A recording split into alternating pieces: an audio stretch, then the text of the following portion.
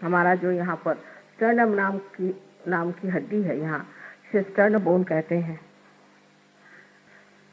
Sternum नाम की एक हड्डी है और इस हड्डी में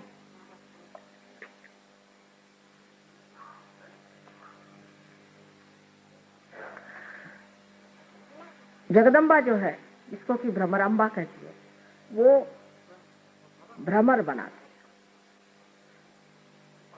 जिसको कि मेडिकल साइंस में what do call them, antibodies, what do call them in the medical science. इन लोग का उलट उलट नाम है। एंटीबॉडीज क्या हुआ, बहरहाल जो भी हो, एंटीबॉडीज यहाँ पैदा हो जाती है। और ये जो होती हैं, ये अगर कहीं से भी हमारे अंदर आक्रमण हो तो उस आक्रमण को वो पूरी तरह परास्त कर सकती है और उनसे लड़ती है। ये हमारे स्टर्नम बोन में 12 वर्ष की उम्र तक बनती हैं और उसके बाद सारे शरीर में फैल जाती। और जैसे कि कोई आफत सामने से आए तो एकदम ये हड्डी जोर से ऊपर नीचे होने लग जाती है और उसका जो संदेश है, उसका जो मैसेज है, वो इन एंटीबॉडीज पे पहुंच जाता है, वो तैयार हो जाते हैं। और तैयार होने के बाद वो लड़ते हैं और परास्त कर देते हैं, लड़ते रहते हैं जब तक कोई भी परेशानी मनुष्य को रहेगी।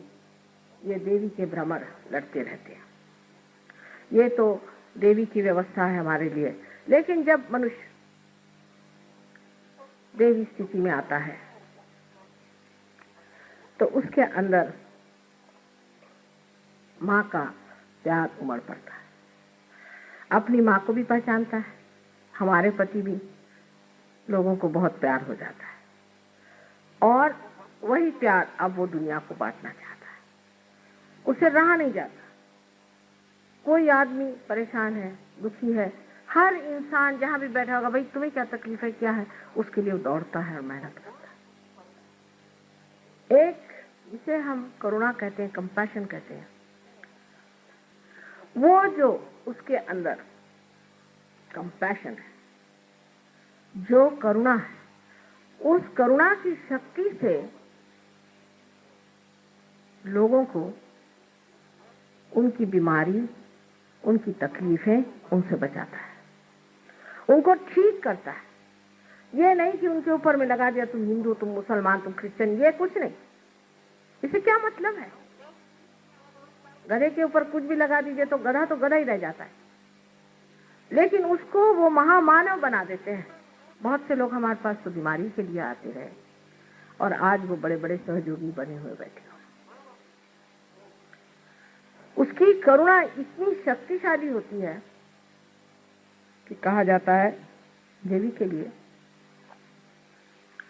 कटाक्ष कटाक्ष निरीक्षण। एक कटाक्ष भी ऐसे आदमी का किसी पर पड़ जाए तो वो एकदम स्वस्थ हो सकता है। स्व में जो स्थित है, स्वस्थ है। हमारे यहाँ जितने भी शब्द हैं उनको आप देखें तो सब स्व पे ही आते हैं।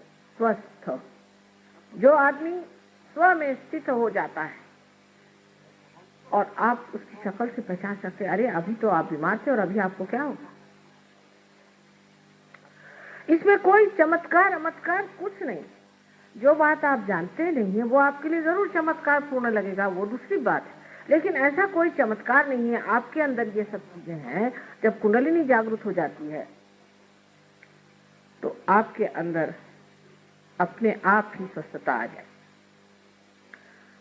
अब बहुत सी औरतों को आपने सुना है कि ब्रेस्ट कैंसर की बीमारी हो जाती है। ये क्यों होती है? वजह यह है कि पतिगर किसी तरह से स्त्री को रक्षित भावना नहीं देता, सेंस ऑफ सिक्योरिटी नहीं देता है, या उसका पिता या किसी तरह से स्त्री हर समय इनसिक्योर, अरक्षित महसूस करे तो उसको ये बीमारी हो जाती है, क्योंकि उसका जो मातृत्व है वो ही हिल जाता है। मातृत्व का के ऊपर का विश्वास चल जाता है। जैसे कवि ने कहा है, हाय अबला तेरी यही कहानी, आंचल में है दूध और आंखों में पानी। ऐसी बात है कि स्त्री के जब आरक्षित स्वभाव को आप हिला देते हैं तो उसको ये बीमारी हो जाती है। वो शायद इसको जानती ना हो। अब राइट साइड में जो हमारे, जिसे हम कहते हैं कि राइट हार्ट, हालांकि हार्ट राइट में नहीं होता है, लेकिन इसका जो हार्ट चक्र का, हृदय चक्र का, इसे अनहत भी कहते हैं, जो राइट हिस्सा है उसमें गत त्रुटियां आ जाए तो अस्थमा की बीमारी हो जाती है। अब ये श्री रामचंद्र जी का चक्र है। हम लोग श्री राम श्री राम श्री राम तो खूब करते रहते हैं, लेकिन ये श्री राम हमारे अंदर राइट हार्ट में है। और जो लोग श्री राम श्री राम श्री राम ज्यादा करते हैं उनको ये बीमारी ज्यादा होती है।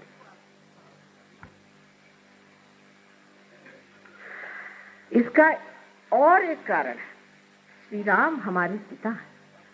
हमारे अगर पिता का स्थान किसी तरह से खराब हो गया हो, अगर हमने अपने पिता को बचपन में खो दिया हो, या हम भी एक बुरे के पिता हो, या हम अपने बच्चों को छोड़ छाड़ के दूसरे ही चीजों में व्यस्त रहते हैं, और पति होकर के भी पत्नी की ओर हमारी दृष्टि ठीक नहीं, उसको हम तंग करते हैं। पत्नी के तरफ से अगर हम परेशान हैं तो भी, जैसे कि श्री राम वन में भटकते रहे, ऐसे अब जो मनुष्य अपने पत्नी के लिए भी वन में भटक रहा हो, या पत्नी की तरफ से तकलीफ पा रहा हो या तकलीफ दे रहा हो, तो पति और पिता का स्थान श्री राम का जो चक्र है, जिसे हम राइट हार्ट कहते हैं, उसके कारण ये बीमारियां हो सकती हैं।